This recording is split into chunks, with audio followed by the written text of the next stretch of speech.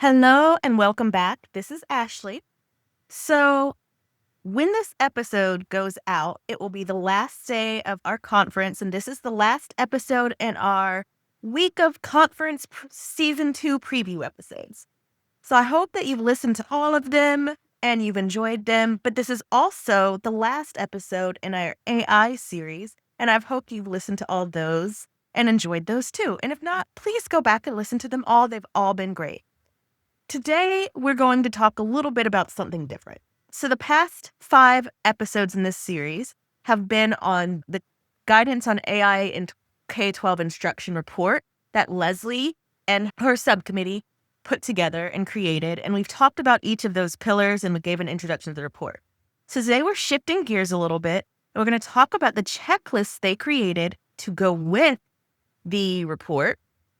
And if you've done all the things that we've talked about in the last episode, you kind of have thought about what you want out of AI and how you want to use it in your classroom or in your school. And now it's time to pick some tools to use. So if you want to pick a tool, you shouldn't just go and find the first one that you see. You want to evaluate it just like you would do any other thing that you would bring into your school. And so this checklist is kind of a guide on how to pick an AI tool to use in your school or in your classroom. It has things like questions to ask vendors, things you need to think about, all that. So that's what I'm going to talk about with Leslie today. And let's get started with that. See you next time. Hi, Leslie. How are you? I'm good. How are you? I am great. I know technically this is before New Orleans, but in the time that people are listening, this is our last day of the conference. Can you believe it's over already? I can't. But it's been a lot of fun. I always enjoy seeing teachers and working with teachers and showing them the highlights and wonders of project-based learning. So we are actually, the two of us are on the AI Commission, and the AI Commission is meeting at the same time in New Orleans. So by the time this episode's airing, we'll be in 2 places at once. There will be clones of us. We're going to be going between the AI Commission meeting and the Making Schools Work conference. Yeah. It's a great day to release an AI-themed episode in our week of podcasts. So yeah. in this one, we're going to talk about the checklist that you created. It goes along with the report that we spent the last 5 weeks talking about together.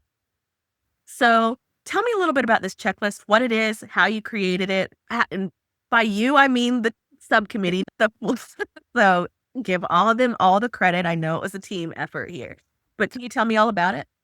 Well, yes. And I would say the checklist, the base of the checklist is we were adapting from a checklist from another organization. So we really, as we looked at the different organizations, we're looking at how to select tools for AI use in the K-12 classroom, the workforce ed tech's process, or I wouldn't say their checklist, their list of questions was a great starting point. And we recognized that we could improve upon it, but we weren't going to create anything from scratch better than what they've started with.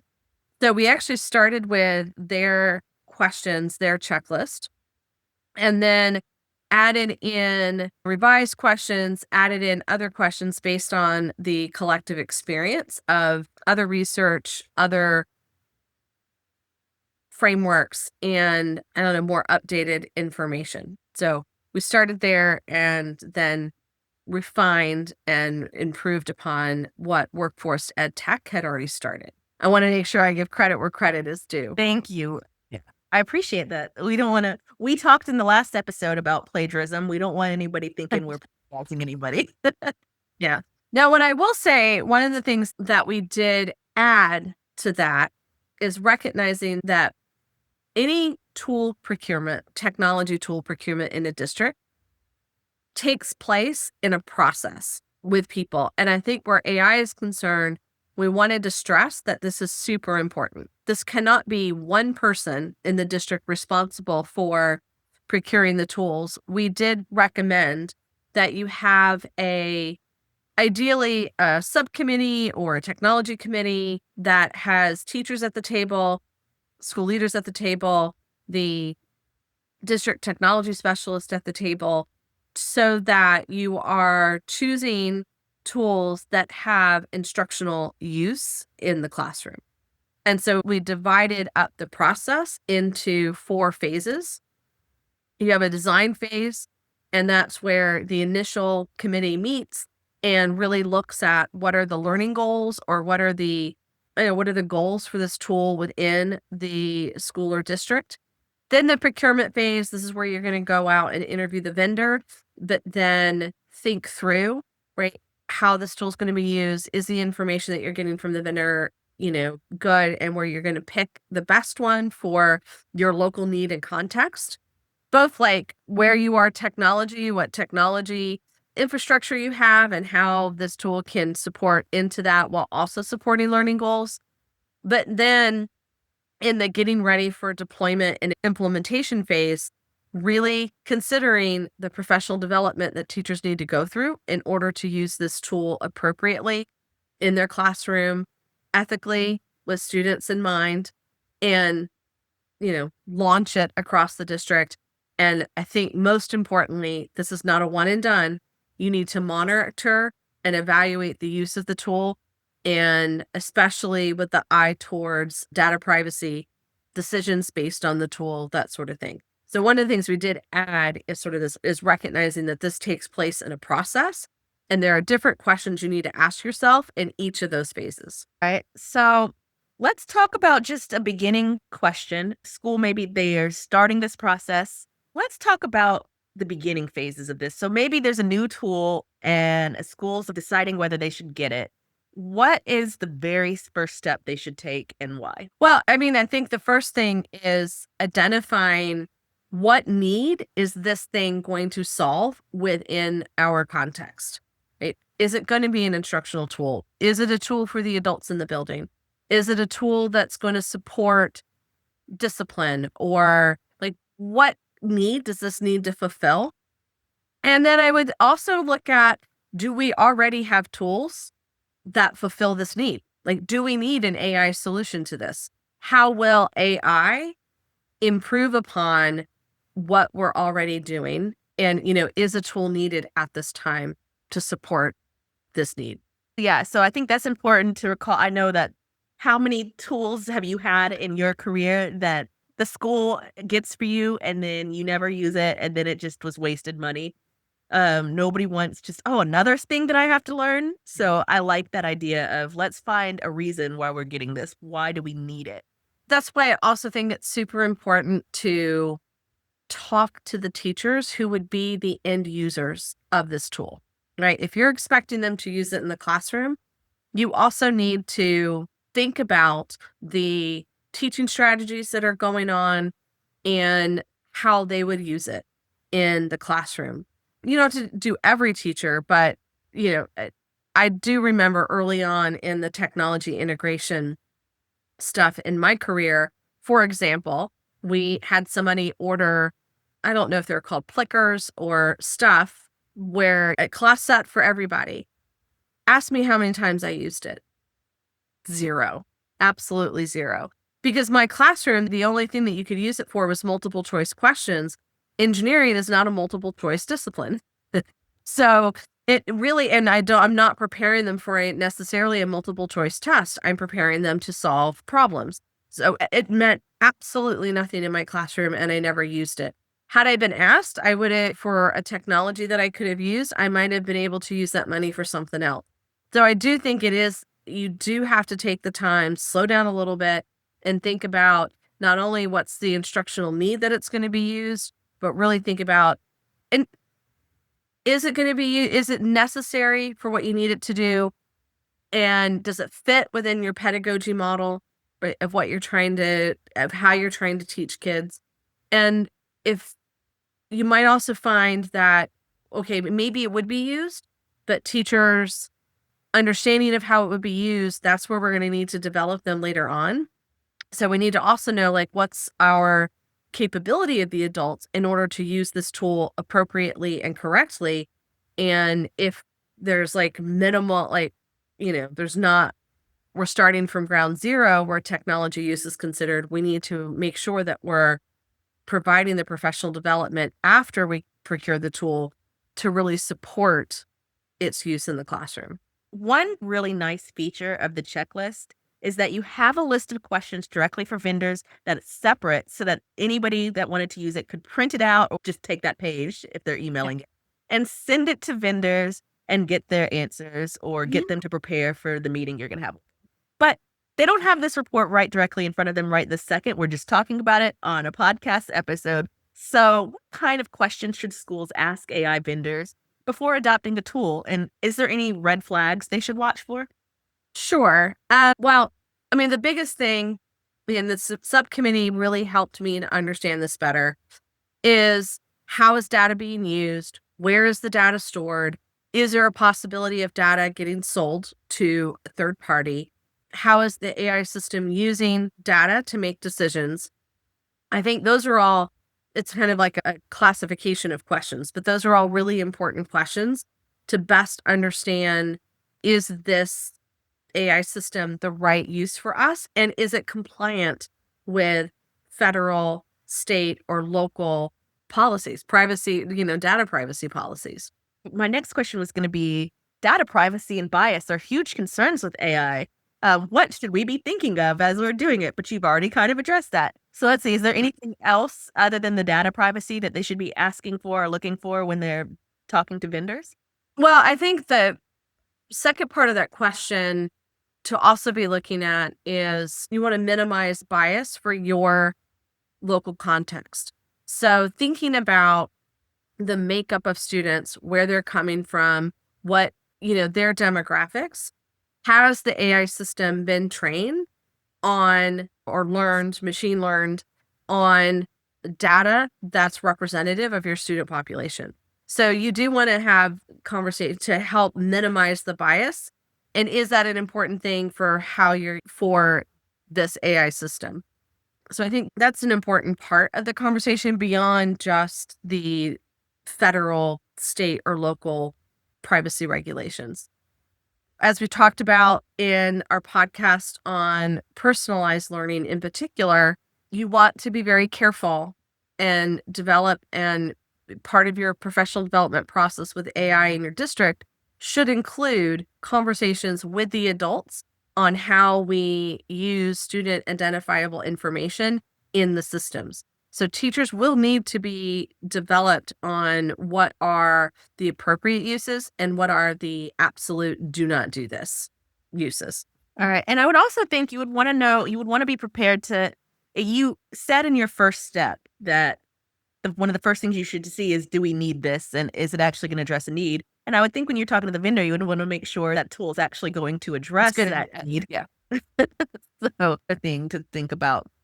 Yeah. Um, you All right. just picked on another thing to think about, I think, in that too, is will this tool address a need? But, one of the things that I'm also hearing from our committee members is that just because a vendor says their system uses AI does not mean that their system uses AI. And so if that's what you're intending, because you're looking for, they could use fancy programming. I mean, I guess every tool is using fancy programming, but they may be using really good programming, but it's not really taking advantage of an AI technology. So not all AI technologies are created equal or even using AI as part of their process. So you may want to be careful about what you're looking for. And we do have some questions that help to guide those conversations. I've heard that in my subcommittee meetings too, and in other full commission meetings where it's AI is kind of the buzzword for technology. Right That's how now. people use it and not necessarily actually AI. And so that is a good point. And I know your checklist addresses this. That's why we're talking about it in this episode. But let's talk about once the school has selected a tool, they've talked to the vendor, they've got it, they're doing it.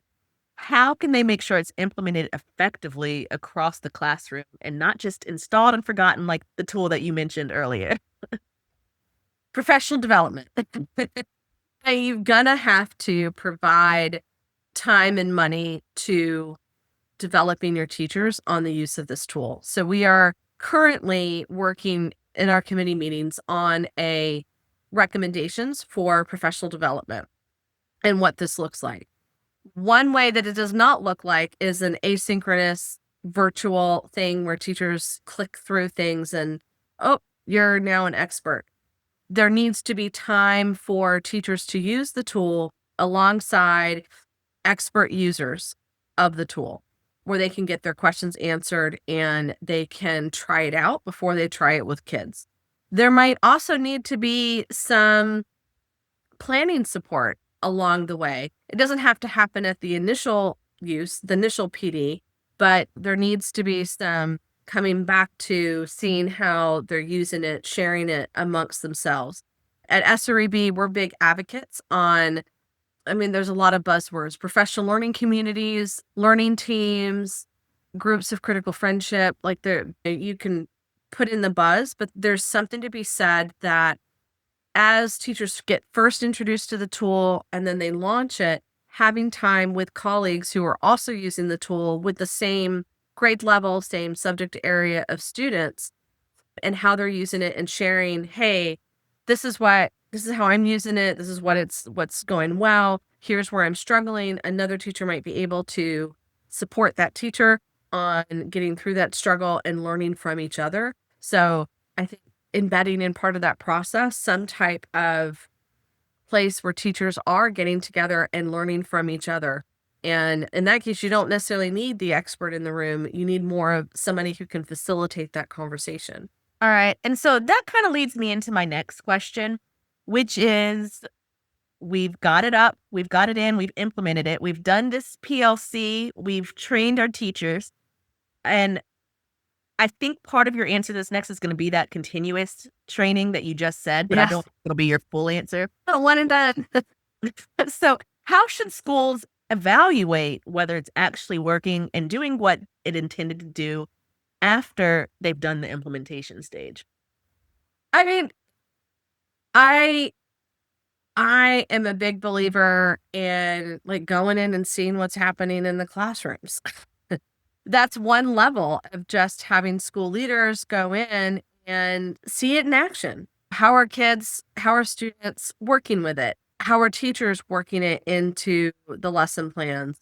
I know that's a longer process and you can't do everybody all the time, but look and see it in action. It might also be looking at student, whatever the learning goal is, think about what are some qualitative indicators that would show improvement in that learning goal, and look at that data, pull that data. It can't all be qualitative. You do need to also have some quantitative data in there. Survey your teachers, survey the students. We've launched this new thing. How are you using it? Where have been your successes? Where are your struggles? What have you noticed from your students?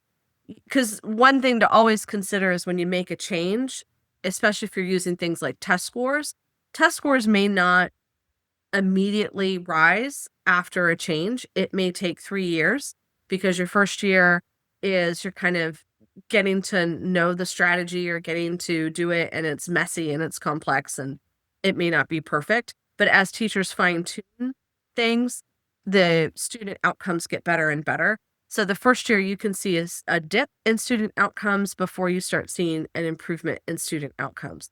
So I always recommend don't just dump something after the first year if it doesn't appear to be working. Look at what problems are being solved and what new problems have creeped up and develop strategies to overcome those new problems, and give it at least 3 years before you abandon, unless it's completely burning and crashing to the ground, right? If it's doing active harm and you don't see a way around it, then abandon it. But generally speaking, we abandon things too quickly and we don't allow people to have that struggle time with something new before they can perfect it. Okay, so I might give a scenario here to maybe walk through what you just said. So let's say I'm a school and I'm the head decider at the school and I talk to all my teachers and I find out that we need to improve reading proficiency across the elementary grades. And so I find an AI tool that says it's going to do that. I do all your stuff. I train the teachers. Now I'm in the evaluation process. So I'm going to look at proficiency levels in testing and see if that's going up.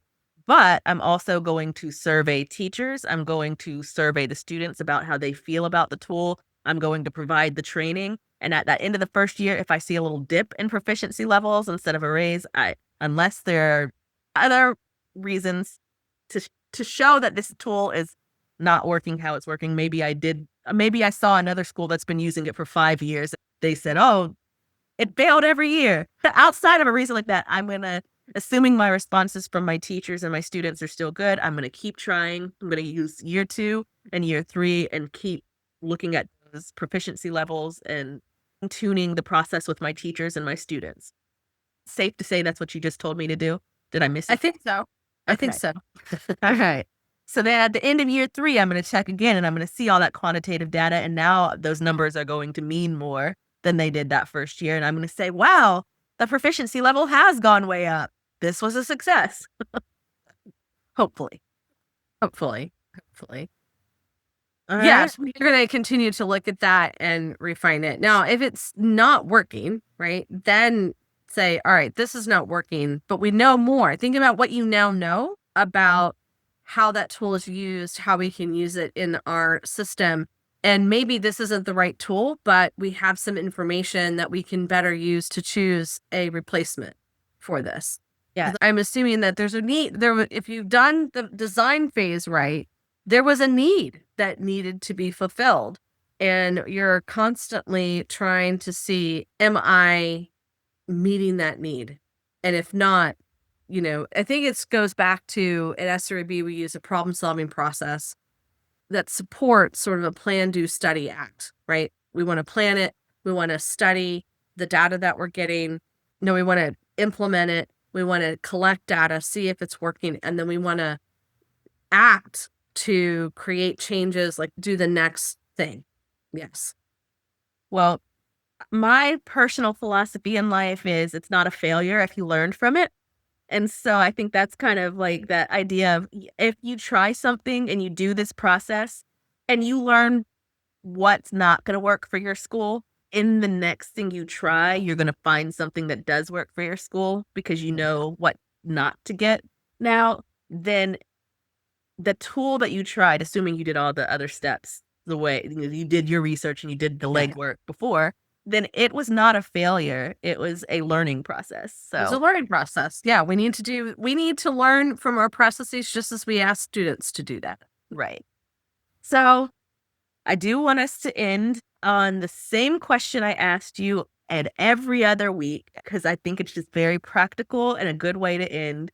I have written down if a teacher listening, but for this episode, I'm going to change it. If a school district, a school leader, whoever it might be, is listening to this episode right now and tomorrow they want to start this process, they're going to download the checklist. What's one thing that they can do to get started with it?